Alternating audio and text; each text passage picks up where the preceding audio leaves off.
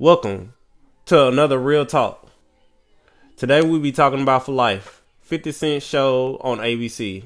If we know 50 Cent and him writing the show, we know it's going to be good. So today we're going to be talking about For Life. So basically, For Life is based on the true story of Issac Wright Jr. So the person that playing Issac Wright Jr., they changed the name up, and his name is Aaron Wallace. So basically, Aaron went to prison for drugs in his club. So we start this episode as Aaron went to prison, started working as a paralegal, and now got his license and now representing inmates. So since he's now representing inmates, you have a person named Maskins that feels like, how did he get his law license? You know, he took college classes. Like I say, he passed the bar in Vermont. But since he's a felon, he got to pass a morality test. But here in Roswell, a retired state senator and a public defender, Larry, vouched for him. So that's how he's able to use his license in the state of New York. So his first case is about a girl that OD'd on some oxy pills and the parents blame the boyfriend. So the boyfriend is locked up. So now Aaron is defending him. And Aaron is talking to Jose, which is the ex-boyfriend, basically telling him that, he gonna represent him the best of his ability, that his public defender didn't. And the people that are represented in this case are the people that basically put him away. And his main purpose is to get back to his family, which he have a wife and daughter. So the wife come and visit. The wife now is dating his best friend. And she wished that he took the plea deal, which he would have did 20 years and been eligible for parole in 12, which he feel like he had nothing to do with this. He didn't know about the drugs in the club. He didn't know nothing about it. So he didn't want to take that. So now he's doing a life sentence. And at the same time in the prison, there is a new warden. And the warden is basically working on a reform to change the prison system. So we get to court. Jose started telling this story, how he was a good athlete in high school, how he found the girl, which was named Molly.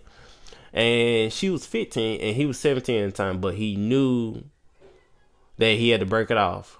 Her parents were high skilled, so that don't look good. That you mean 17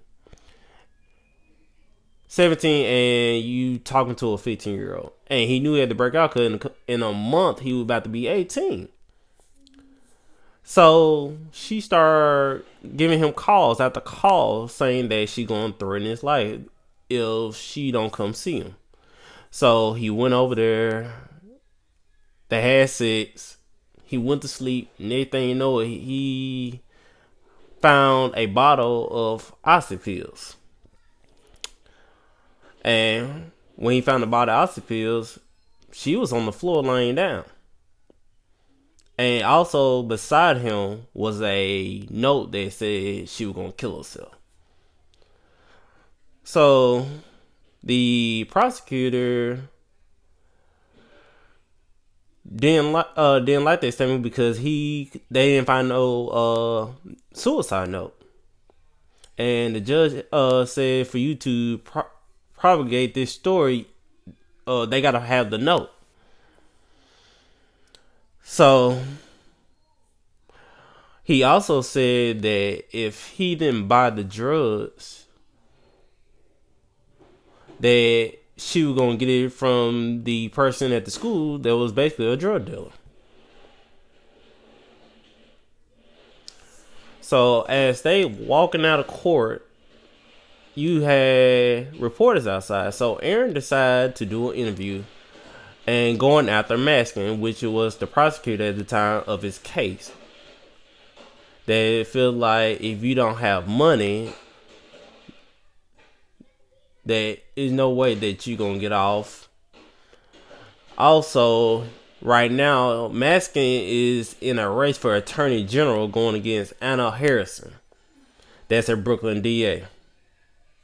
So later, we find out that the DA and the warden are married. So we get to Marie. She's at home with the boyfriend and Jasmine, their daughter. She's basically snapping out on the boyfriend and, going after him like, why you sleeping with your best friend? And, she upset. And then the mother came in the room and told her that she don't think her dad is getting out of jail anytime soon. So Aaron is talking to the arresting officer of the case. And he feel like he lied. So he was getting nervous, started smoking a cigarette. Next thing you know it, at the same time, the alarms go off saying lockdown. And he want him to show up and say, saying that he lied, that there was a note found.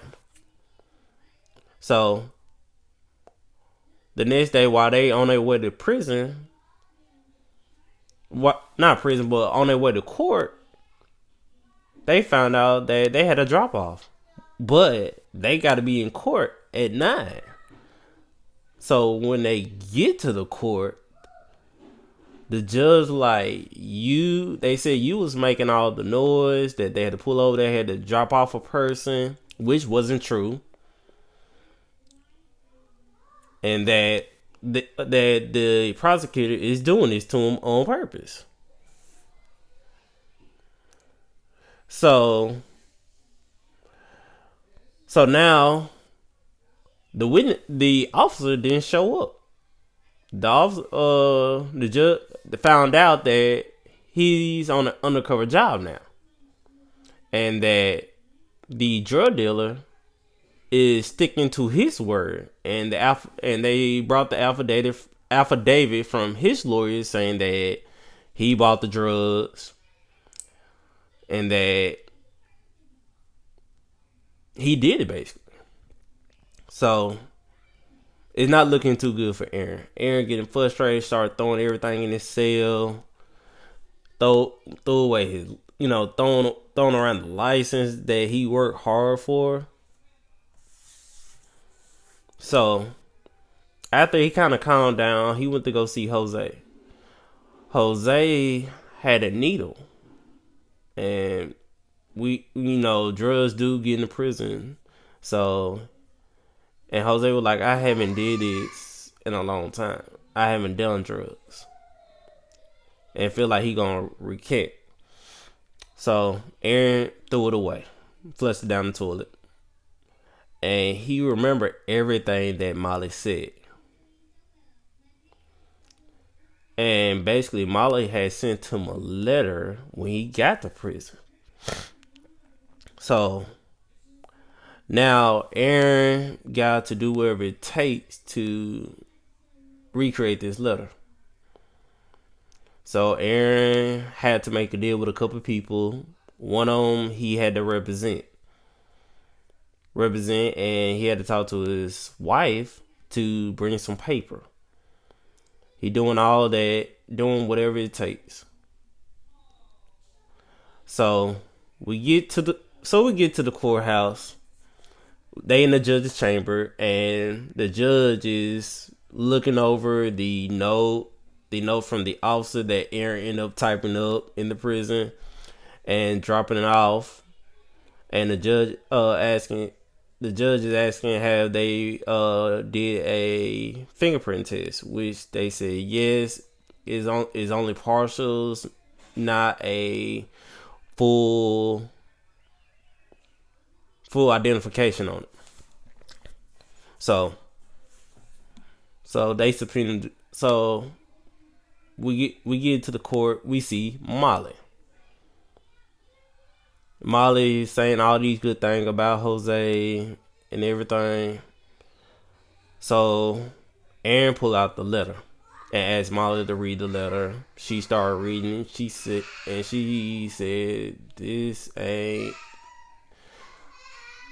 This is not what I said. This ain't the original letter." So Aaron asked her what she said in the original letter, and then asking, "Hey, what happened to the letter?" To find out that there was a letter and that her parents burned the letter while she was on her way to the hospital. So you know that everything that had been said was a lie. The parents covered it up since they feel like they high profile. They don't want their daughter to get in trouble. And that he was 17. They didn't like him. So he needed to take the fall for this. So she started crying. She started apologizing. Jose started crying. Aaron won his first case. And you had everybody up in there. You had Maskins up in there. He was like, "No, please, no." He want Aaron to fail. So Jose now is happy. Aaron told him, "Hey, live your life now." So getting towards the end, Aaron had a visit with his daughter. The wife and daughter came by to get some news. Jasmine told her dad that she was pregnant. And Aaron was like he knew the person. She said yeah, and she basically told Aaron that, "Hey, I need you to get out of jail. I need your dad. For you to have a relationship with your grandchild, you have to get out." And I think that is going to push Aaron more. So that's how we end the show. I feel like the show was good. It was a good start, and I'm waiting for more. I think 50 Cent did a excellent job.